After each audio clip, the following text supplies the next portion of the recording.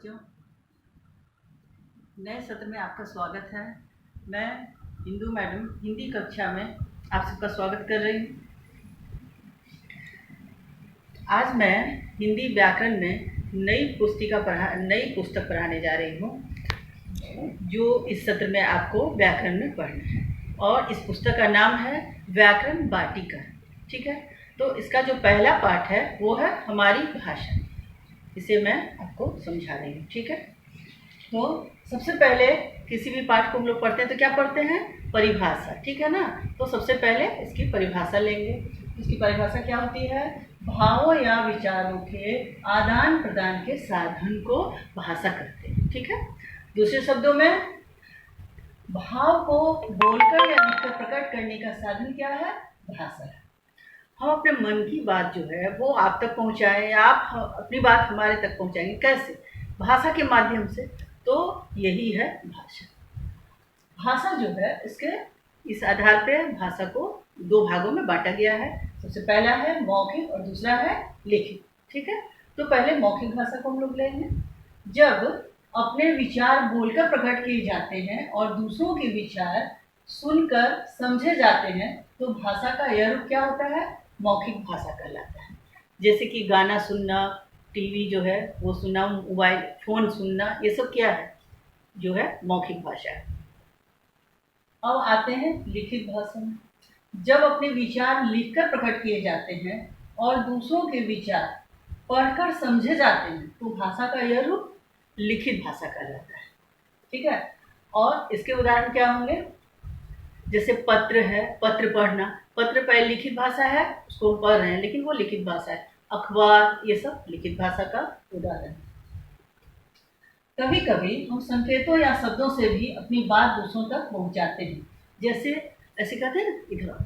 ठीक है, या क्लास में कहते हैं एकदम, तो इससे आप क्या समझते हैं कि हमें चुप रहना है। लेकिन संकेत जो है, इसे बहुत कुछ हम अपनी बात आप तक पहुंचाते हैं। आप भी अपनी बात कभी पहुंचाते हैं, लेकिन संकेत को भाषा के अंतर्गत नहीं रखा जाता है।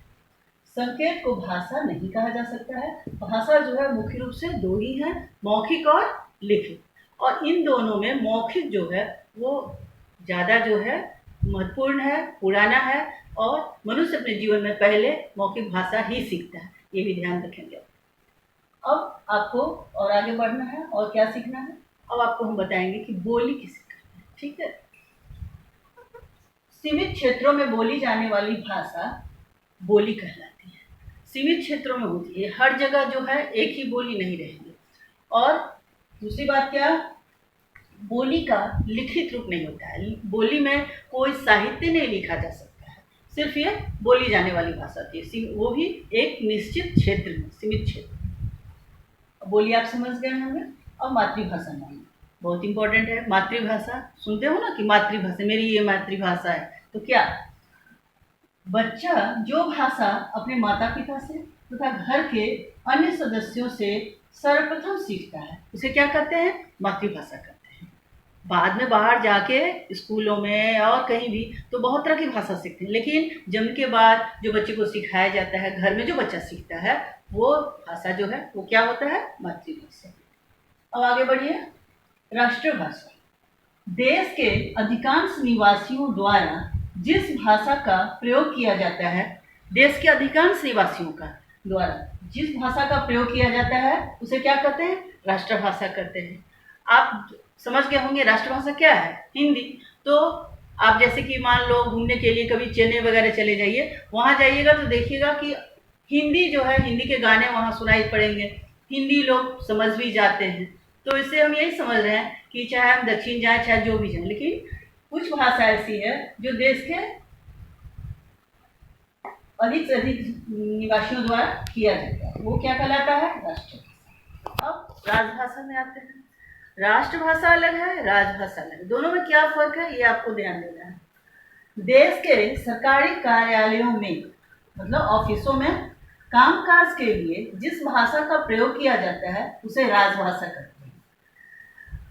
जैसे हिंदी। ठीक है, इसका उदाहरण क्या है कि हिंदी जो है, हिंदी अगर है तो इसके बारे में एक और बात बताएंगे कि हम लोग हिंदी दिवस मनाते हैं ना, कब मनाते हैं? 14 सितंबर 1949 को। तो हिंदी को हमारा जो देश आज़ाद हुआ 1947 में, उसके 2 साल बाद जो हमारे भूतपूर्व राष्ट्रपति थे डॉक्टर राजेंद्र प्रसाद, उन्होंने एक ऐतिहासिक घोषणा करते हुए इसे राजभाषा घोषित किया था। तो हिंदी हमारी राजभाषा है। तो अब आप जान गए मातृभाषा, राष्ट्रभाषा, राजभाषा, ठीक है। अब आप आगे बढ़िए। भारत की प्रमुख भाषाएं जो है वो 22 हैं जिन्हें की मान्यता प्राप्त है। और इन भाषाओं के बारे में आपको एक बार हम याद दिलाएं। सबसे पहले क्या है?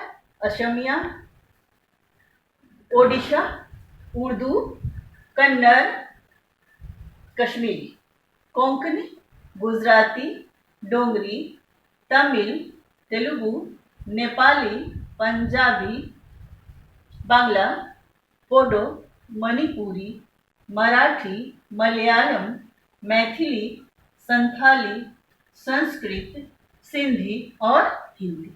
ये जो है 22 भाषा, इन्हें मान्यता प्राप्त है। ये याद रखना पड़ेगा आपको। अब देखिए, विश्व में अनेक भाषाएं पढ़ी और लिखी जाती हैं। विश्व के अधिकांश देशों में अंग्रेजी भाषा बोली और पढ़ी जाती है। यहाँ ध्यान देंगे कि सारे देश की बात हो रही है, सिर्फ अपने देश की बात नहीं हो रही है। तो अंग्रेजी भाषा बोली और पढ़ी जाती है, इसलिए अंग्रेजी को क्या कहते हैं? अंतर्राष्ट्रीय भाषा कहते हैं। ठीक है, अब अंतर्राष्ट्रीय भाषा भी आप समझ गए। अब आगे बढ़ते हैं। कुछ देशों की प्रमुख भाषाएं जो है वो इस प्रकार है। जैसे देखो, रूस है, तो रूस की जो भाषा है, रूस का भाषा क्या कहलाएगा? रूसी। चीन का चीनी, इंग्लैंड का अंग्रेजी, फ्रांस का फ्रेंच या स्पेन, भारत का हिंदी, जर्मनी का क्या? जर्मन, और स्पेन का स्पेनिश। ठीक है, आप समझ गए क्या? अभी पढ़ रहे थे लोग। कुछ देशों की प्रमुख भाषाएं इस प्रकार हैं। इन भाषाओं के नाम और ये भाषाएं हैं। अब आप पढ़िए, इसमें जो भाषा जो है, हमारी भाषा जो हमारा पाठ है जिसे हम अभी पढ़ रहे हैं, आपको समझाने की कोशिश कर रहे हैं, इसमें अब है एक लिपि। ठीक है, लिपि आपको जानना बहुत जरूरी है कि लिपि क्या है। ठीक है, लिपि के बारे में मैं आपको समझा रही हूँ। भाषा की प्रत्येक ध्वनि के लिए, ध्यान दो, भाषा की प्रत्येक ध्वनि जो है वो ध्वनि के लिए अलग अलग चिन्ह होता है। इन चिन्हों के लिखे हुए रूप को, चिन्ह जो है उसका लिखे हुए रूप को लिपि कहते हैं। और हिंदी की लिपि क्या है? देवनागरी, और अंग्रेजी का रोमन, संस्कृत का देवनागरी, उर्दू का फारसी, और पंजाबी का क्या है? गुरुमुखी। ठीक है, लिपि आप समझ गए। अब जो है हम लोग इस पाठ के अंत में पहुंचे हैं, और अंतिम चीज है उसे जानेंगे तभी ये हमारी भाषा जो पाठ है वो पूरी तरह कंप्लीट हो जाएगी। वो क्या है? व्याकरण। व्याकरण किसे कहते हैं? क्या है व्याकरण? क्यों पढ़ते हैं हम व्याकरण? ठीक है, तो देखो, भाषा के नियमों की जानकारी देने वाला शास्त्र व्याकरण कहलाता है। ठीक है, और दूसरे शब्दों में क्या बोलेंगे?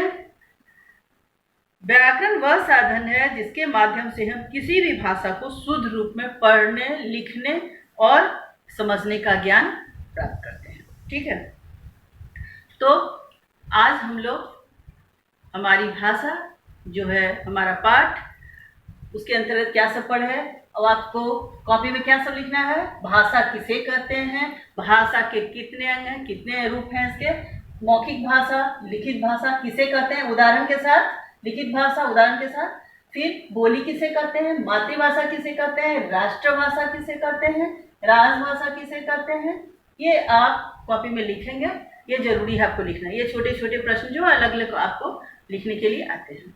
और ये आपको बहुत जरूरी है, इंपॉर्टेंट, कि भारत की प्रमुख भाषाएं 22 हैं जिन्हें की मान्यता प्राप्त है। ठीक है, तो इन 22 भाषा को आपको याद कर लें। उसके बाद अंतर्राष्ट्रीय भाषा। अंतर्राष्ट्रीय भाषा क्या है उसके बारे में, और कुछ देशों की प्रमुख भाषाएं जो हैं वो हैं, और कुछ देश का नाम और उनकी भाषाओं के नाम जो यहाँ आपको हमने अभी समझाया, और लिपि किसे कहते हैं, व्याकरण किसे कहते हैं, ये सब कुछ आप कॉपी में लिखेंगे। और ये हमारे नए सत्र के नई पुस्तक का आज हम लोग शुभारंभ किए, और इसका ये पहला अध्याय है हमारी भाषा। उम्मीद है कि आपको समझ में आ गया होगा। ठीक है, तो आज की पढ़ाई आपकी पूरी हुई। Thank you.